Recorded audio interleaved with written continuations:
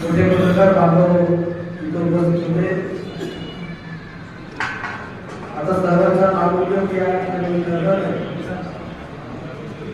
पण प्रदेशाध्यक्ष आणि त्यांची सर्व टीम यांचं या भागाचा लोकप्रतिनिधी आमदार म्हणून मनापासून तुम्हा सर्वांचं या ठिकाणी स्वागत करतो. तुमची माफी सुद्धा या ठिकाणी मागतो. तर बबनरावजींना मी कार्यक्रम घेण्याच्या अगोदरच मी कल्पना दिली होती कारणासाठी, तर मी चुकणारा माणूस नाही.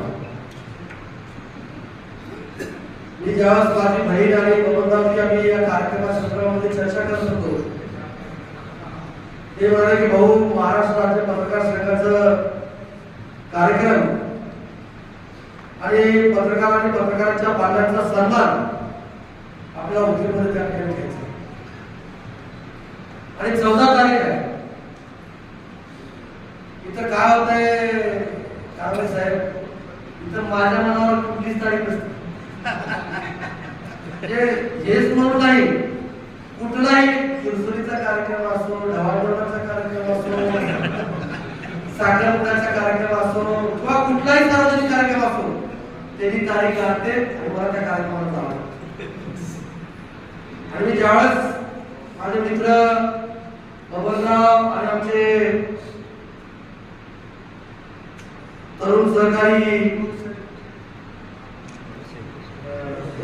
जावळेजी, बरोबर सगळेच होते, तेव्हा त्यांनी मला बोलणार, मी त्याला सांगितलं की ऑलरेडी मी तो कार्यक्रम लातूरमध्ये वैशाली गोंधुलिया येथे समाज बांधवाच्या वतीनं उपकृत महादेव कोंडे कोणाच्या उपस्थितीमध्ये